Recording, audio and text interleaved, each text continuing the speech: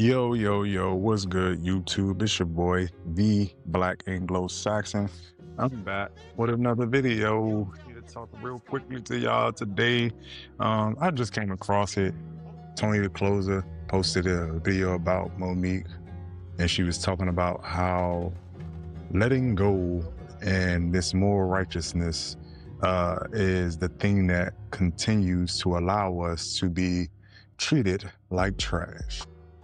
And I do agree. But as I always do, I try to take pop cultural moments and use them to fuse and enlighten us of how these same things and these same parallels exist within the political world. Because unfortunately, our willingness to let go and let God and let it be, or it is what it is, kind of allows us to be trampled over. But I may be wrong. Like I always say, sometimes I be tripping. I may be tripping, I may not.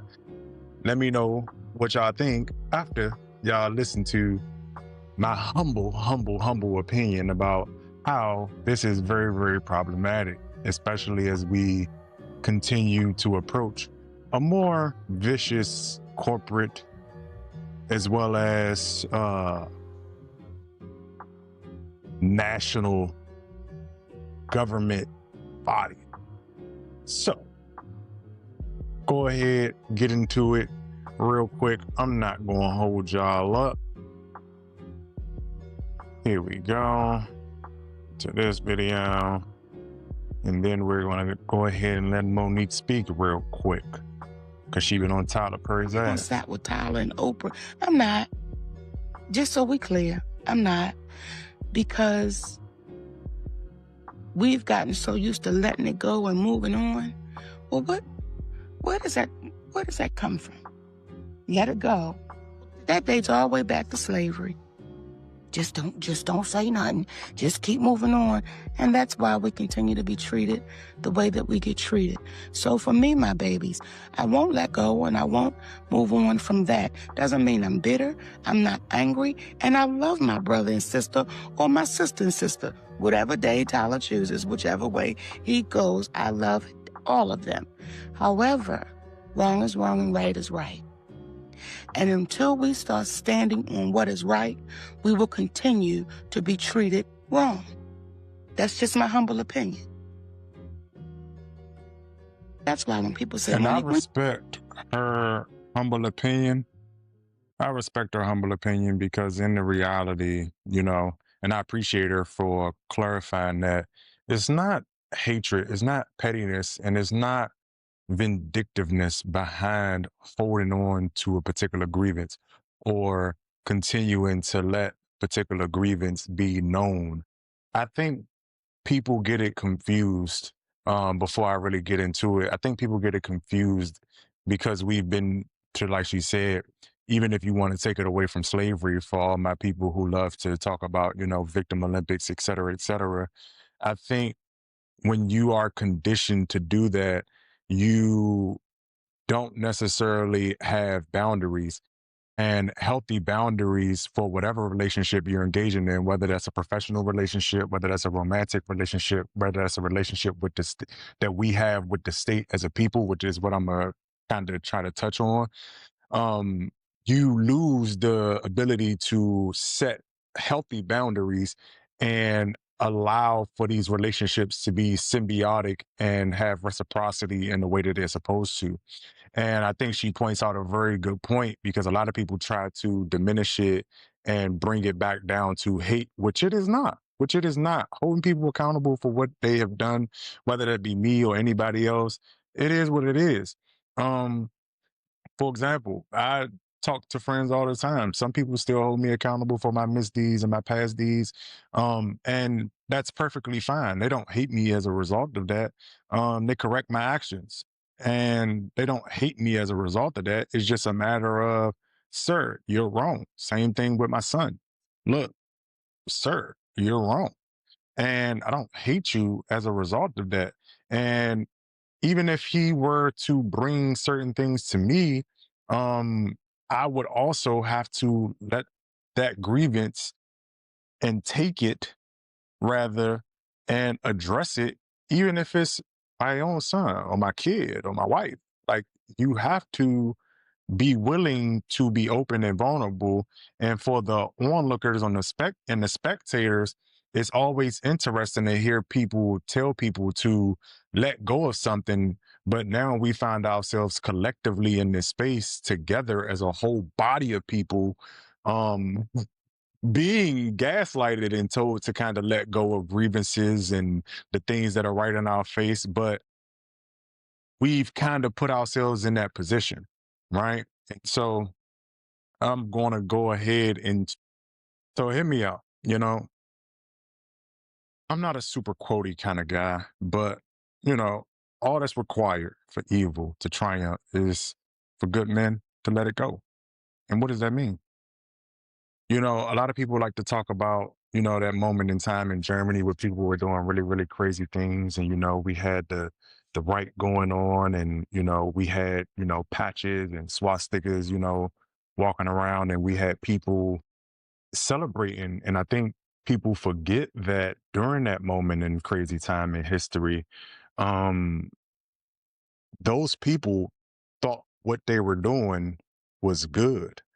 Um, and the good people, because what happens is the people who disagree with or think that the thing that is being done, the onslaught, we'll call it, that is being done, they don't push back. They don't fight back. We have this saying that I hate and it drives me crazy. It is what it is. Because see, it is what it is so insidious because it allows for the is to continue. And so the is was that onslaught and it permeated because it was not only um wanted and desired by a segment of people because they thought it was a solution, because it was given to them as a solution. It was also allowed and permeated by the group of people who, even though they disagreed with it, it was what it was. Bringing it to America, the people who gave them this grand idea and blueprint also have a group of people who in the past uh push back in a lot of different ways. The Negroes, which we find ourselves here with a lot of the rights that we do have as a result of the pushback. So I'm not here to say that that has not happened, but what I will say, in our current moment, in our current form, culturally, as a country, as a nation, as a people, and I'm talking about the masses, we have allowed corporations and our government bodies to, and elected officials as well within those government bodies, to create this environment where everybody is like, well, I mean, this is just the way that the game goes, or this is just how it goes, and this is just how it is. And everybody knows that it's wrong, though. Everybody knows that it's wrong. And so we're not dealing with bad people. We're dealing with good people who are allowing the few bad apples to create ecosystems that perpetuate and reinforce and position the good people to actually recreate bad outcomes for ourselves, right? And so it's this interesting dynamic, and it's all based in and around letting things go. And it is what it is culture. I don't really know and have a word to kind of brand that. And if any one of you all have one, you can drop it in the chat. But I don't have a word right now, but it is this thing that people kind of do, and it drives me crazy. Because it's also branded as this being emotionally intelligent and being the bigger person, when really it's not. Really it's not. We've just been overly conditioned to be that way. And I've heard it in another form that, politics helped me become disillusioned to it, is that, you'll hear people say, you know, it's business. Don't take it personal. And when you really start to engage with people who are in business, you understand that all business is personal. That business and everything that it does impacts everybody on a personal level. Because when you start messing with people money, I guarantee you those same business people, they're going to be on your head ASAP. You're not going to be able to tell those same people that, oh, it was just business. Don't take it personal. That's just a way to ease and acquiesce bad behavior, and we bought into it as this whole culture of like, oh yeah, it's just business. Well, guess what? If we allow that to permeate and we allow that to reinforce our values and don't understand that all business is personal, we try to create this dichotomy. And that's why we find ourselves in this weird kerfuffle right now where, I'm not going to say that people don't understand, because a lot of people do understand, but you'll have people, for example, even say things like, well, Trump is just now getting into politics. He was in business. No, business is politics. Politics is life. Business is personal. Politics is personal. Politics is the family. All of these things go hand in hand. And so we've just built so many different things to massage that accountability, or massage that space of uh being able to push back away, because a lot of it is us being made to feel powerless, right? Because that's what it comes down to.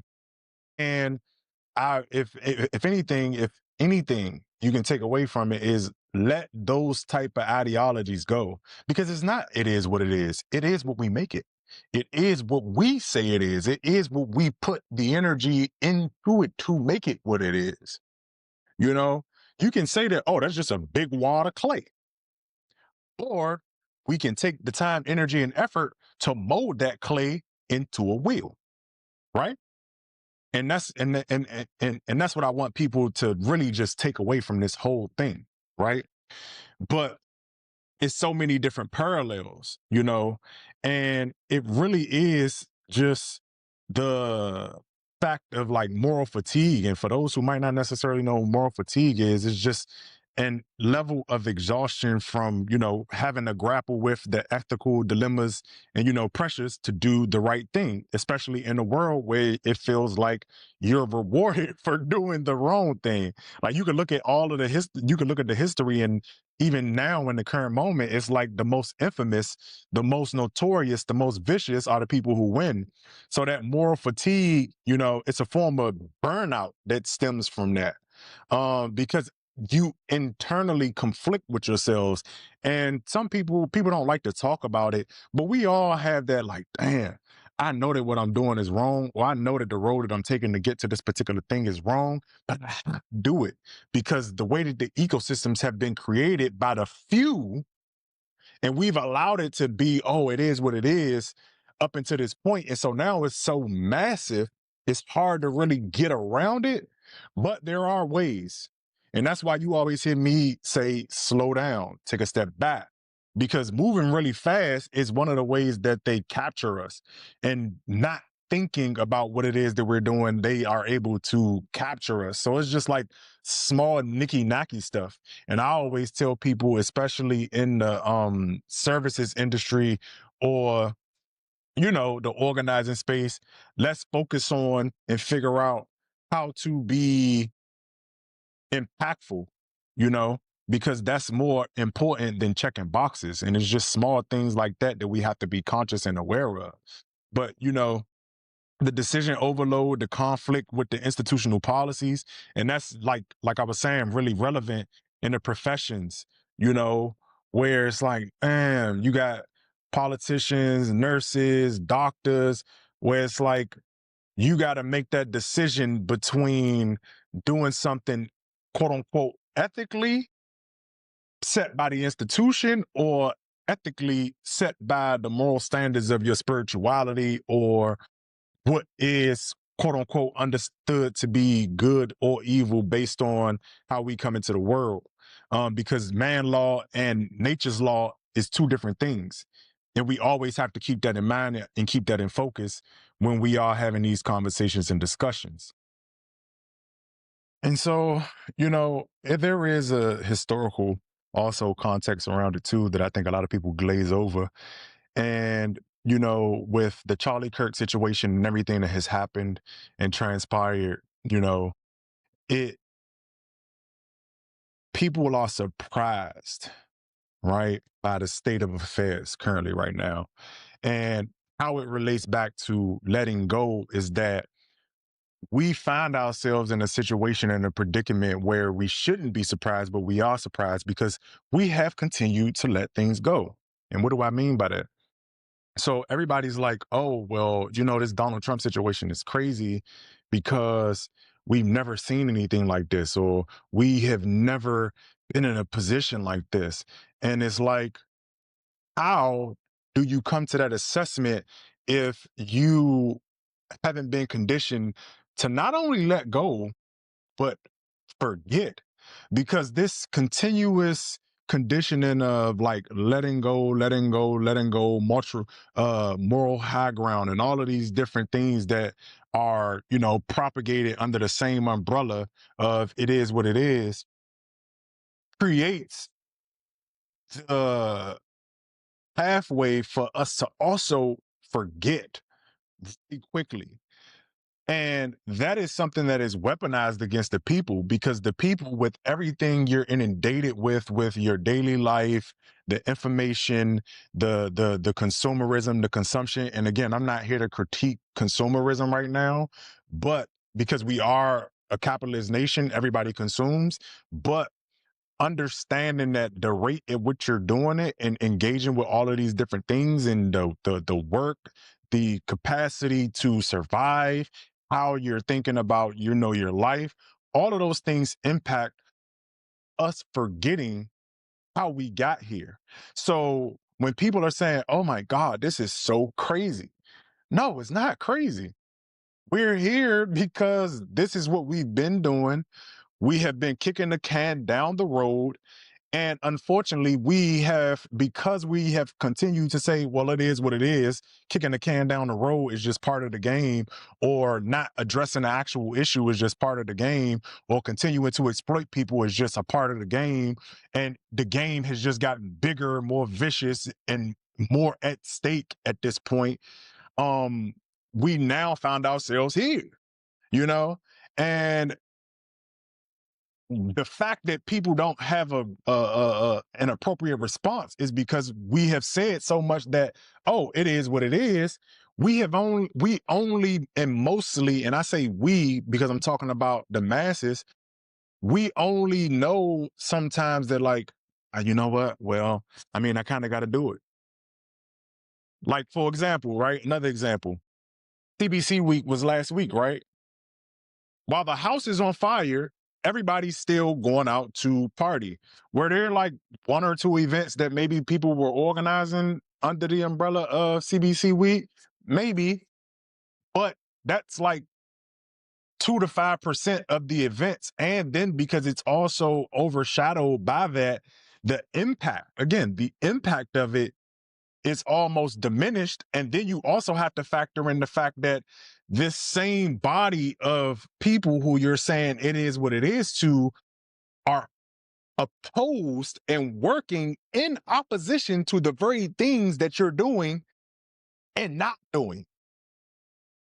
So if you aren't meeting it with the same energy, on top of not doing it and just acting like the house isn't on fire, you're like 50 steps behind. Like, we have to understand that it can't just be you do it here, you do it there, you do it there, you do it there. Because again, we're forgetting because we continue to say, oh, it is what it is.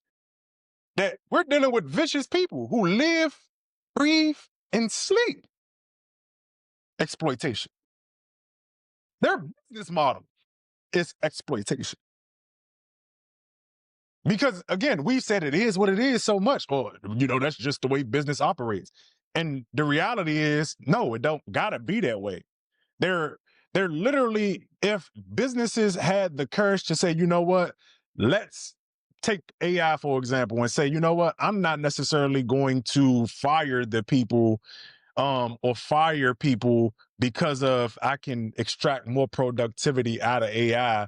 I'm going to allow the business and give some of that time back to people so that they can have a more fulfilling life is a possible thing. The problem is that they are in fear that the larger ecosystem is so vicious, and because people are not and are so it is what it is, or I'm just gonna let everything go because it's all under the same umbrella. Because basically you're letting go of your own exploitation. Because the reason businesses do it, especially on a smaller level, like small business owners might understand what I'm saying, because they're also being exploited to a certain extent. Like they're not the Amazons of the world, they're not the Walmarts of the world. They don't have the same deals that's going on. They don't have the same ecosystems that they can, or the supply chains that they can exploit. So they're having to set their prices and set their rates based on the fact that they're also at a space of being exploited. But nobody is willing to take the risk to say, no, it don't have to be that way.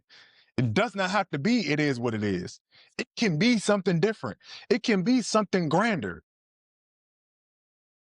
All it takes is risk, right? We forgot and we forget because we let it go, though. We forgot about 9/11. We forgot about all of these different things that have happened. And, you know, again, bringing it back to this administration and bringing it back to the politics and the historical context of it is like, I posted a video the other day about Joe Biden and the whole Google situation, as well as the blue MAGA suppression that has gone on throughout the history of America, right? And because it is what it is, and that's just the way politics is, and everybody fights for their team. You got the blue MAGA, and then you got the red MAGA, all vying for the same thing and all trying to implement the same tactics, not really understanding that, yeah, you're saying it is what it is, but understand that you're perpetuating and reinforcing a whole model, a whole ecosystem, a whole canon of behavior, of culture that permeates in and throughout generations, businesses, laws, everything. Because it's not inconsequential when you say it is what it is. When you say, you know what, I'm gonna double down on what they doing over here. And yeah, now those same laws that Joe Biden created are now being further exploited and further used to reinforce opposition. Because now they're using it for their deeds. But you can't be mad after saying, yeah, we were going to do it too. I need people to, again, think about what it is you're saying. Think about what it is you're doing. Think about the ideology and the isms that you are embracing and encouraging. And again, and in some cases, do you do what the other person is doing? Maybe, yeah. It's case by case basis. I'm not here to say that that it isn't necessary sometimes. But I am here to say that you got to think about it though. You got to think about the consequence of it though. You got to think about the scale of what it is you're perpetuating though. You got to think about what you're putting into people though. All of those calculuses have to be made. It can't just be, oh yeah, I'm going to do it. Okay. Because in some cases, the opposition, I want you to do it. Yeah. Go ahead. Because my people going to come on the back end. I got the money team behind me. And we going to run it up. Because, man, has really kind of lost control of the corporations, and they the ones kind of in power. So, and they don't have the same responsibility to the people. So we just going to run it up. And I'm going to put you in position, put you in position, put you in position, and we going to make this happen, Captain. But it comes out of, we forgot. We forgot how we got here. I always make the joke about Edward Snowden, and I do it is because it's like, we forgot that whole thing. But we talking about over surveillance right now. We're talking about Donald Trump doing this and that, and Peter Thiel creating these databases. Yeah. Yeah, we were told about that about 2 decades ago. You don't remember? We let that go. We let it go. We let go of Julian Assange. And people are going to say, oh, well, those are different cases. You know what? You might be right. But I will tell you this, that all of those cases have consequences to them. And cumulatively, they create a whole ecosystem around the outcomes that were doled out and rolled out as a result of it. Because even if you want to take like 9/11, he lost certain rights and privileges in terms of the surveillance state being set in that moment as a solution to a problem, but they never rolled the stuff back. And that's the same thing with the executive powers. It's like, oh yeah, I'm gonna do it now. My team gonna do it and run up the executive powers, but they almost never go back into the way that they were.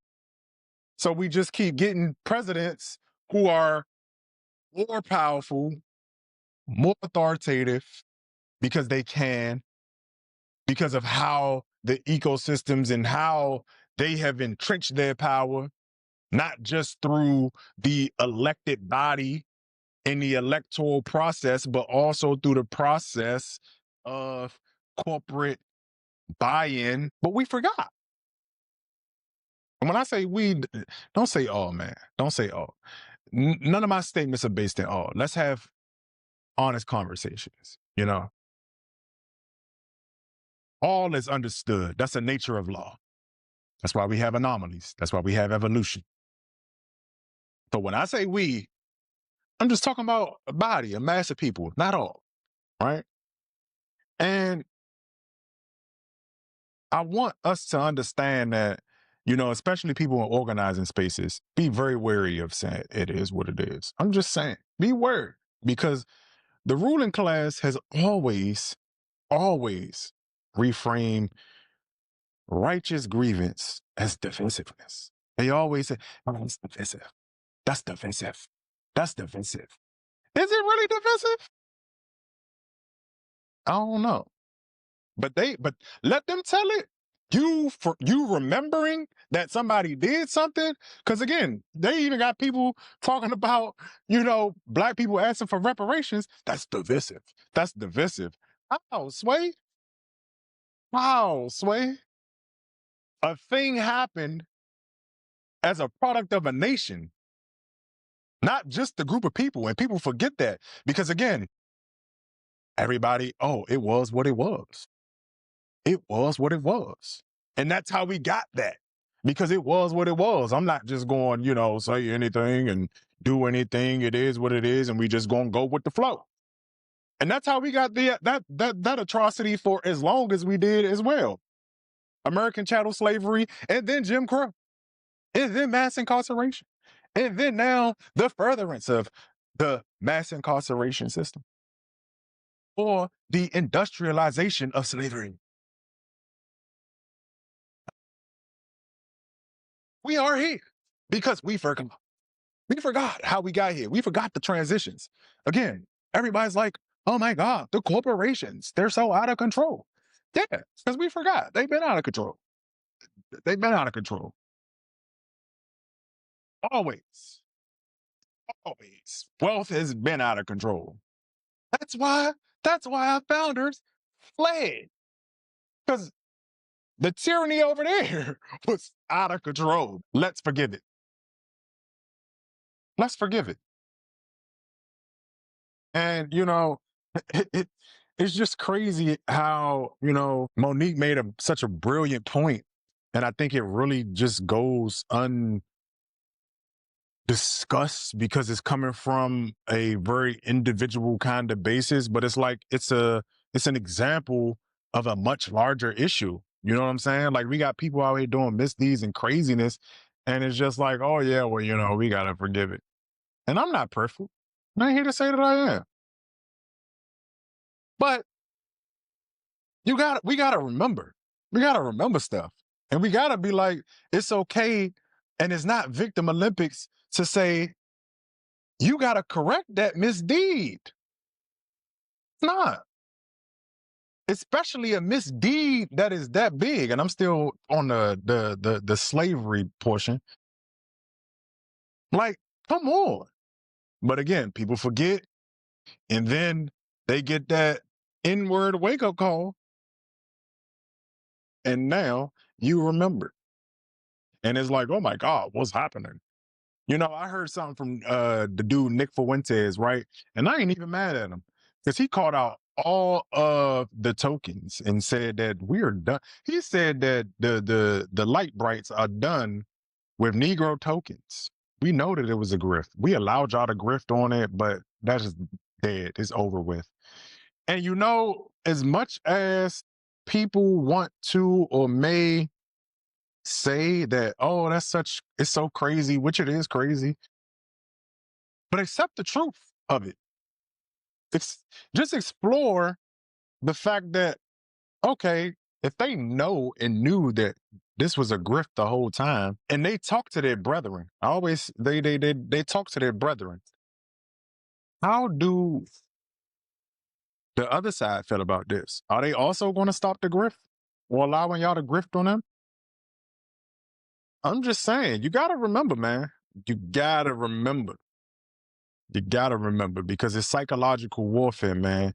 The emotional numbing as, you know, political survival and y'all catering and kowtowing to all of these people just so you could get what you got to get where you got to be. That's all strategy, man.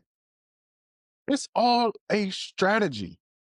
If I make you, let's take an example, right? You got Zorma, Donnie, right? And I tell y'all, you got Bernie Sanders is another example of this, right? I like the policies. But when you see people start apologizing and backstepping and bowing and kissing the ring, you better be careful. I'm just saying, you better be careful because that is the soft chains of civility. When you're dealing with heathens, you being civil is a disadvantage. This is why I tell my people who are pragmatists, when you're dealing with the unconscionable, when you're dealing with the most violent, most vicious, the most unpredictable, those who are willing to pivot their violence to basically stay on top, you being pragmatic is at a disadvantage because you become predictable. Because you're living in an ecosystem where your civility is the behavior, quote unquote, that is allowed, permissible. So if I permiss and allow three things, I know that you're going to pick one of those three things. If I know that you're going to pick one of those three things, I have a plan for all of those three things. Because those three things are under their guise of civil, right? You're thinking, pragmatist, oh, well, this is the most logical way. Yeah, it is. Because you've been permitted. And I just need people to understand that all of it is a strategy. I tell people all of the time, man, you got to think about it like this. If you're a doctor or social scientist, a scientist of sorts, running an experiment, right? Imagine a mouse in a maze. The mouse thinks he has options. And this is what I mean by orientation and proper orientation and where you are, you're looking down. You're looking down. You know that this mouse does not have options. He can only go in certain ways. And if I open certain doors and close certain doors, he has less options or more options. But he may think he's pragmatic. Oh, yeah, he's running through the maze. No, you're in a maze. You're in a maze. But perspective changes how you orient yourself. The mouse has to realize, oh man, I'm actually surrounded by walls. Or walls. I don't have a choice. My choice is herded and curded. Herded and curded. Right? And so that's why you always hear me talk about, game theory, etc. And the whole when we let it get it, go along, get along, and all of those type of different things, because it creates and reinforces just bad behavior. Again, we've normalized so many different things through this process, the normalization of, corporate bailouts, political nepotism under the guise that, oh, it is what it is. That's what they do. All right, cool. Go ahead and try to play that game. They got 100, 300 years ahead of you on that game. And y'all mad about mediocre people being in place and position, but you trying to play a game that you're not going to win at, because not only are they allowed to do that, they are permissed to be violent to get what it is they need. And again, it's not just domestic. Like I said in my Department of War video, like a lot of foreign nations have already faced this ideology in ways that I don't think we have. And when I say we, I'm talking about the whole body, because again, Negroes have, which is why we are ahead of the curve. So I need people to be aware. Be aware, be consciously aware of not just yourself, but everything. Have a healthy level of skepticism. And I know none of these things sound like solutions, and it's just like, oh, yeah, well, no, I'm talking about not that skepticism where you go into these deep bouts of conspiracies that have no relevance, that can't change anything, but rational skepticism, right? And I need everybody to redefine forgiveness, right?